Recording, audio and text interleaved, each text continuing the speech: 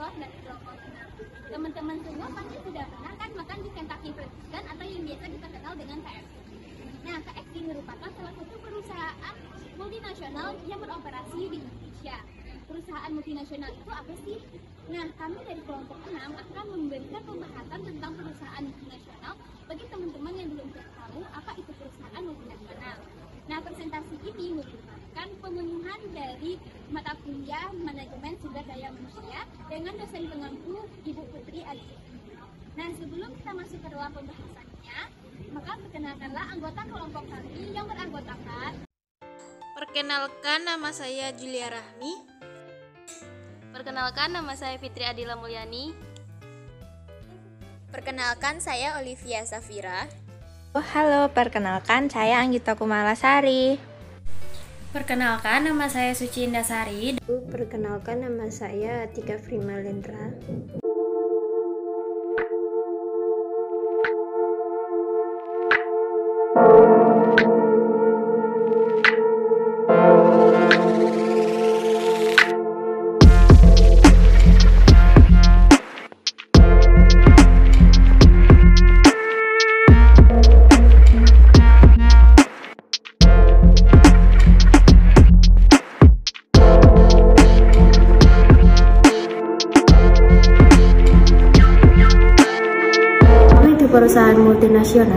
Perusahaan multinasional atau multinational corporation adalah perusahaan besar yang umumnya berada di berbagai negara industri dan mempunyai kantor di berbagai negara lainnya.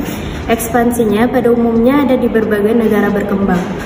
Perusahaan seperti ini menjadi semakin penting di negara Indonesia sejak akhir Perang Dunia Kedua.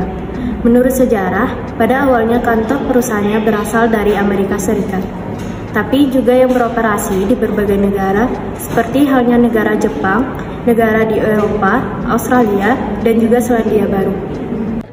About KFC. KFC kependekan dari Kentucky Fried Chicken adalah jaringan restoran cepat saji Amerika yang berkantor pusat di Louisville, Kentucky, yang berspesialisasi dalam ayam goreng. KFC didirikan oleh Kolonel Harlan Sanders pada tahun 1890 sampai 1980. Seorang pengusaha yang mulai menjual ayam goreng dari restoran pinggir jalan di Corbin, Kentucky selama depresi hebat. Produk asli KFC adalah potongan ayam goreng tekanan dibumbui dengan resep Sanders dari 11 bumbu dan rempah-rempah. Perjalanan Sanders menemukan KFC. Harlan Sanders lahir pada tahun 1850 dan dibesarkan di sebuah peternakan di luar Henryville, Indiana dekat Louisville, Kentucky. Pada tahun 1930, ia mengambil alih sebuah stasiun pengisian bahan bakar Shell di Boas Road 25. Disinilah ia pertama kali melayani untuk pelancong resep yang telah ia pelajari, yaitu ayam goreng dan hidangan lainnya seperti steak dan ham. Terus berkembang, Sanders membuka sebuah motel dengan restoran berkapasitas 140 kursi di Ansford, North Carolina pada tahun 1940-an.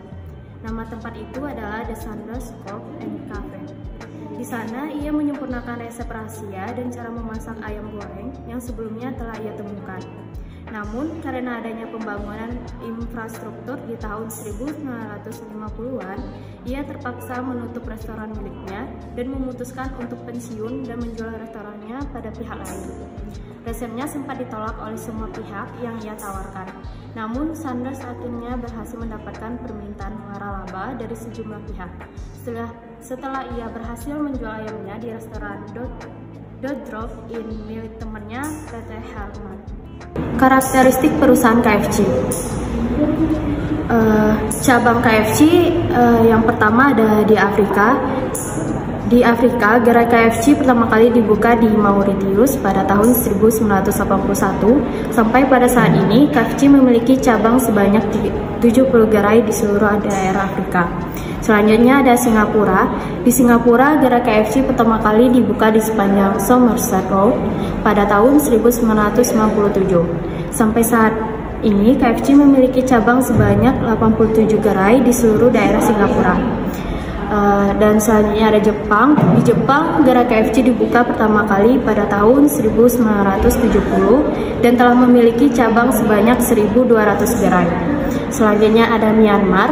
Di Myanmar, gerai KFC pertama kali dibuka di Bok Gyeok Aung San Road, Yangon pada tahun 2015. Selanjutnya ada di Indonesia.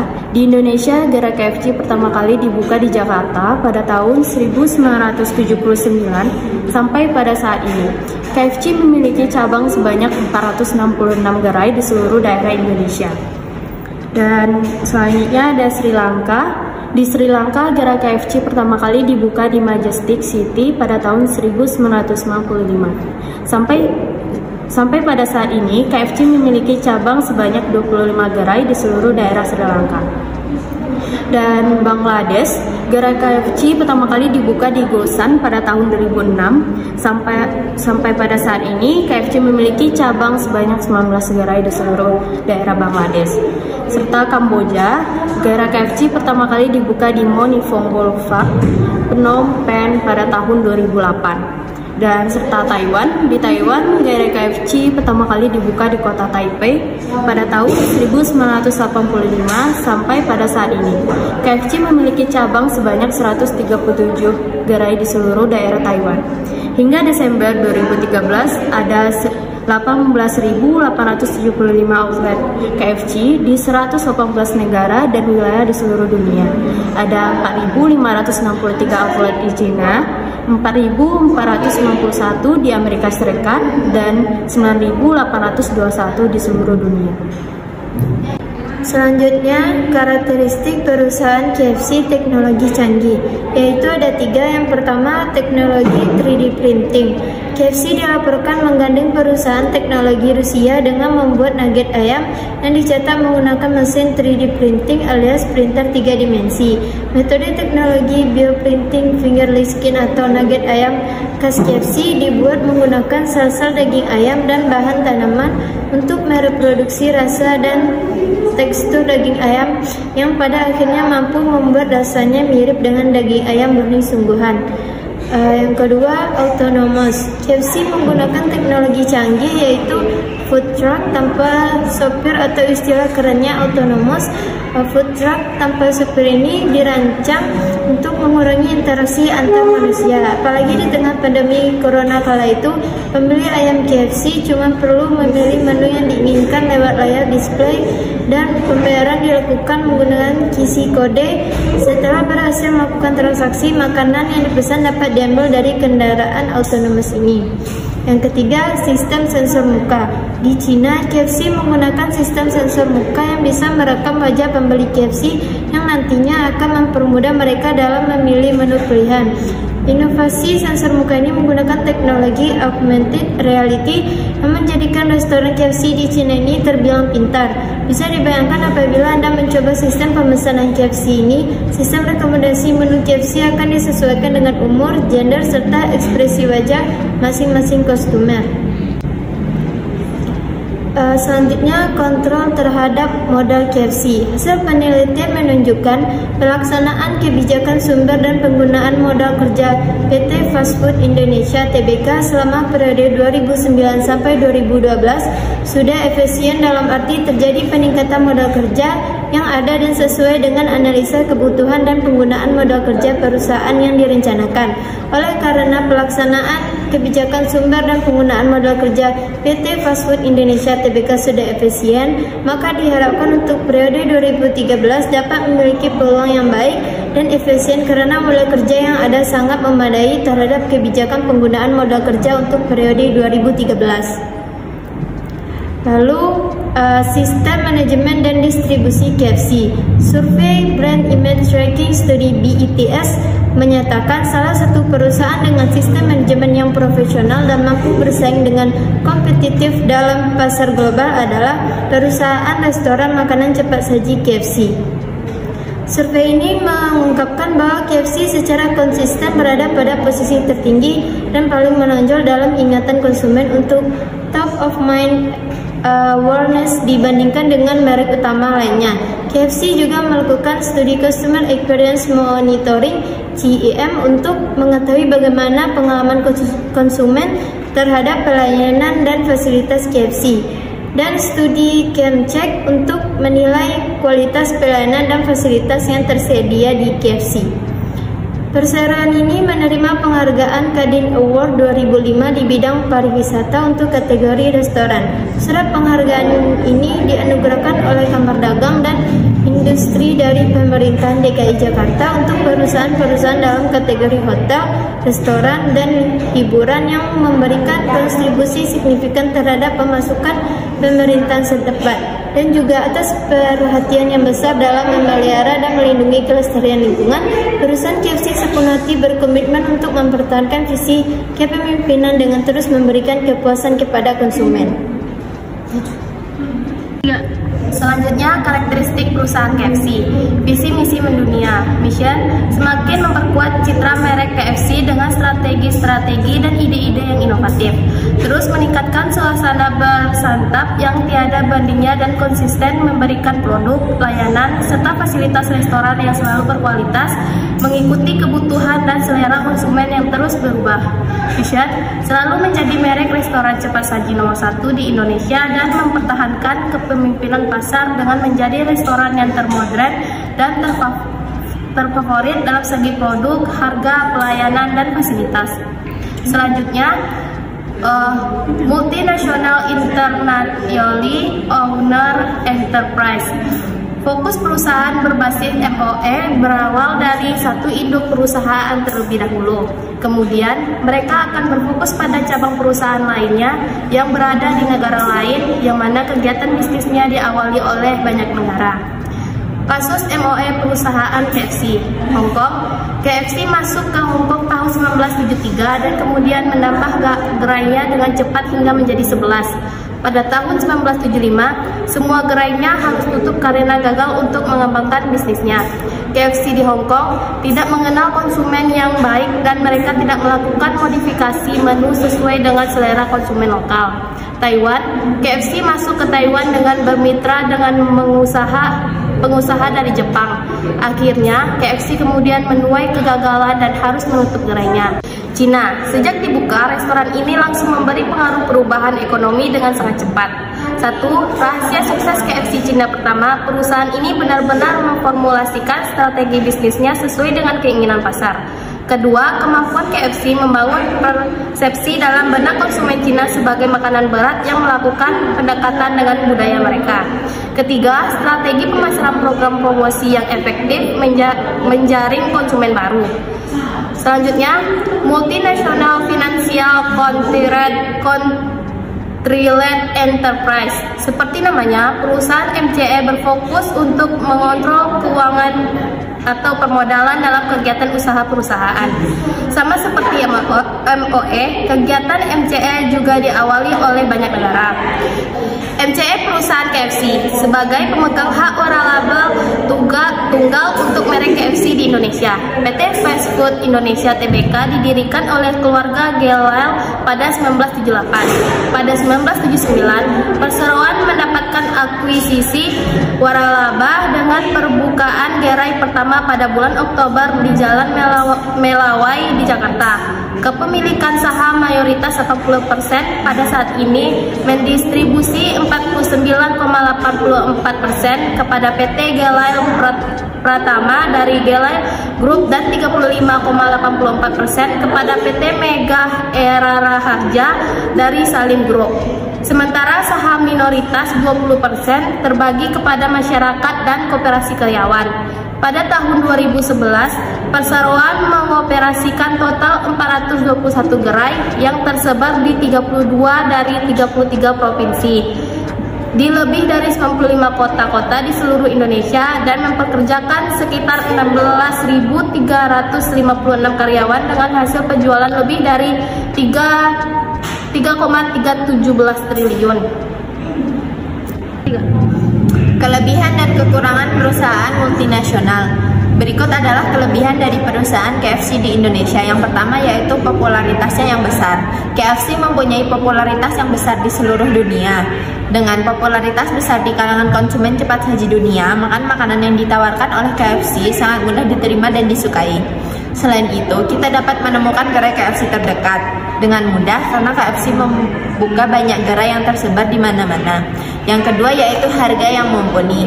KFC memiliki kelebihan yaitu harga makanan yang ditawarkan oleh KFC relatif lebih murah jika dibandingkan dengan pesaingnya. KFC menawarkan menu utama ayam goreng dengan bumbu racikan spesial. Selain murah, KFC juga memiliki potongan ayam yang lebih besar, 2 jenis ayam original dan crispy. Hal ini sesuai dengan jargonnya dari KFC yaitu jagonya ayam. Yang ketiga yaitu bekerja sama dengan artis. Pihak KFC melakukan kerjasama dengan beberapa artis dalam bentuk album musik. CD album artis ini dapat dibeli secara langsung ataupun dengan syarat membeli sebuah paket makanan yang memperoleh CD sebagai rewardnya. Kerjasama ini bertujuan untuk mengurangi pembajakan agar lebih menghargai karya para artis dan musisi Indonesia, sehingga tak kalah saing dengan penjualan CD artis luar negeri. Berikut adalah kekurangan dari perusahaan KFC di Indonesia. Yang pertama yaitu menunya kurang variatif. Tidak seperti pesaingnya McDonald's yang menawarkan berbagai menu seperti es krim dengan berbagai topping yang variatif. KFC biasanya hanya menawarkan es krim dengan topping coklat saja. Yang kedua, kurang unggul dalam menu lain. Memiliki jagonya ayam membuat KFC kurang unggul dalam menu lain yang terdapat pada produk mereka, contohnya burger. Hal ini dimanfaatkan oleh pesaingnya dalam mengembangkan produk mereka dan tentunya dengan menu dan produk yang beragam dapat menarik minat konsumen lebih banyak lagi. Apakah keberadaan KFC dapat mengancam keberadaan perusahaan lokal? Perusahaan multinasional pada suatu negara bisa mengancam perusahaan lokal yang tengah berkembang di negara terkait. Karena kekuatan dana besar ataupun modal perusahaan, mereka bisa memonopoli suatu sektor. Biasanya perusahaan besar akan lebih mudah untuk memonopoli pasar. Ini tentunya akan berpengaruh pada bisnis lokal yang memiliki target pada pasar yang sama. Umumnya, perusahaan besar memiliki teknologi yang canggih dan modern, sehingga produknya lebih menjanjikan jika dibandingkan dengan perusahaan lokal. Hal ini pada akhirnya akan menyingkirkan berbagai perusahaan lokal yang mungkin saja tidak memiliki modal cukup kuat untuk bisa bertahan dan bersaing dengan MNC. Selanjutnya yaitu ekspor keuangan KFC Indonesia. Bergabungnya Salim Group pada tahun 1990 sebagai salah satu pemegang saham utama semakin mendorong inisiatif ekspansi bisnis perseroan. Pada tahun 1993, Perseroan terdaftar sebagai emiten di Bursa Efek Jakarta, sekarang Bursa Efek Indonesia, dan hal ini merupakan salah satu langkah untuk meningkatkan pertumbuhan KFC di Indonesia, memberikan lapangan pekerjaan untuk banyak orang sehingga mengurangi pengangguran yang ada di Indonesia dengan adanya penawaran yang sangat menarik sehingga banyak diminati. Dampak sosial perusahaan KFC.